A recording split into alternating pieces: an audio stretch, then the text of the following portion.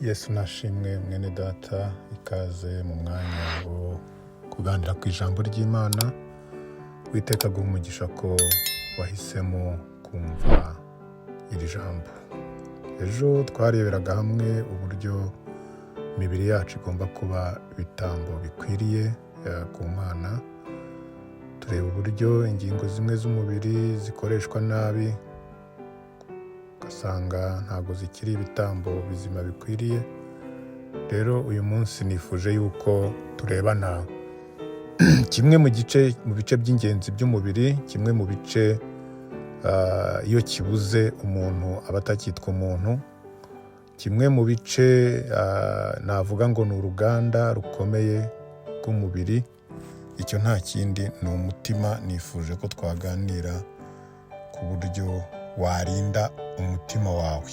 Umutima wawe akenshi hari igihe bajya bavuga ngo mu kinyarwanda ngo uriya muntu nta mutima agira, rimwe bakavuga ngo ni umukobwa w'umutima.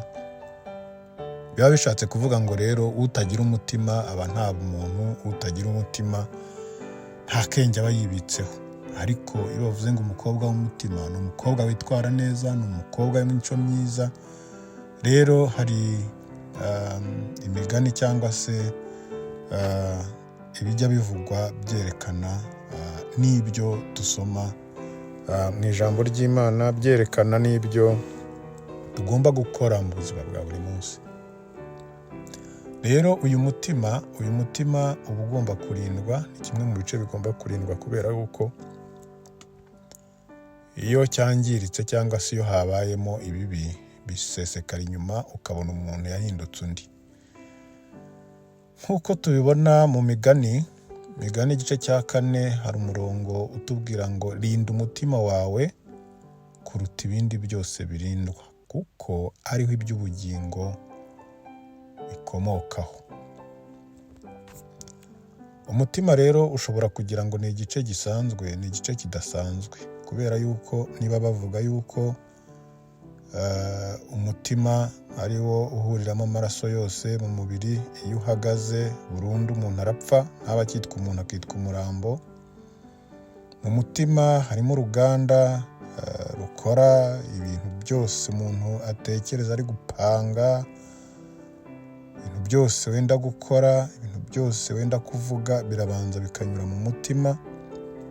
Bivuga ngo rero umutima ni uruganda rukomeye cyane, niyo mpamvu tugomba no kuwurinda. Bivuga ngo iby'ubugingo niba ariho bikomoka, n'ibya Satani bishobora kuhakomoka, kubera yuko imigambi yose icurirwa mu mutima, yaba iyo gukora ibyaha icurirwa mu mutima, n'iyo gukora neza icurirwa mu mutima. Rero ni ukwitondera umutima, ukawurinda kurusha ibindi byose nk'uko ijambo ritubwira. Umutima rero nawurinda gute?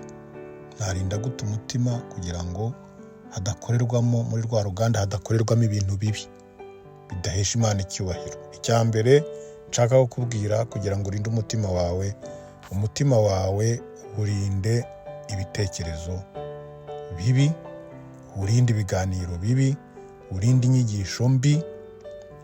Icyo ni cyo kintu cya mbere nakubwira.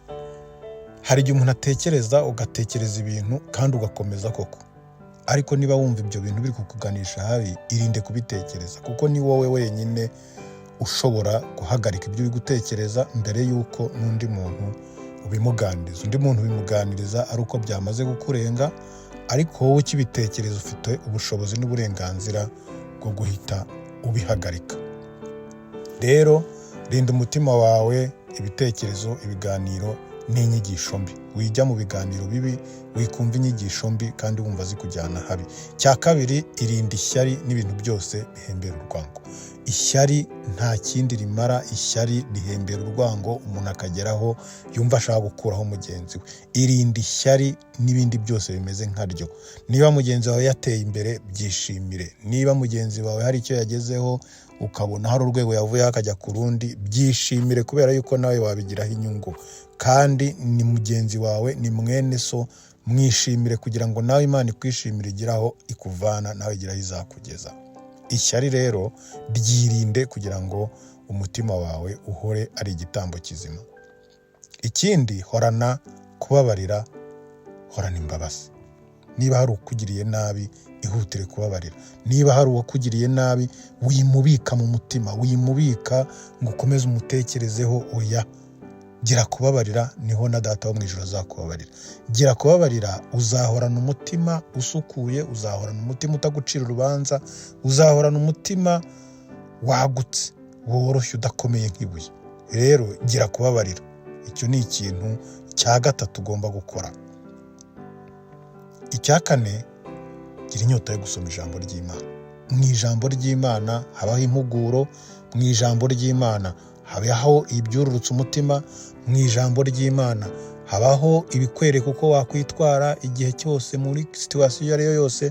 Mu ijambo ry'Imana habamo byose. Rero gira inyota yo guhora usoma ijambo ry'Imana, urikunde, hanyuma uzamenyeramo byinshi bizatuma urinda umutima wawe ngo utinjiramo ibibi byose bibonetse. Ikindi ndetse navuga ngo gipfundikiye ibindi byose, hora usenga Imana ubudasiba. Nusenga Imana ujye uyisaba kandi ubwenge. Ibi byose turi kuvuga haba harimo ubwenge buturuka ku Mana. Ni ubwenge udashobora kwiga mu ishuri.